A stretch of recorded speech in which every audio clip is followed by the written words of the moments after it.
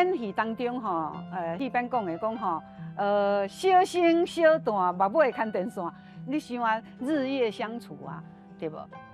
就变做介亲密的一对安尼啦。尤其是伫迄个年代啊，我是民国79年得奖的嘛。对啊，老师。伫迄个年代，这就是另外一个问题啊。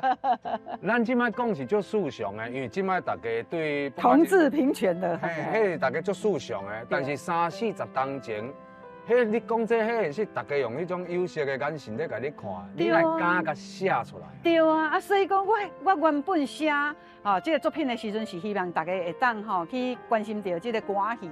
我是想要反映这个问题，会当互大家去关心到咱这个传统的戏剧。结果无想到讲出来，大家拢是关注力拢放伫同志恋情顶面所以一得奖了后其实有在地介有名的戏班骂我骂甲真厉害安尼哦。对啊，可是呢，伫我这部作品得奖了后其实。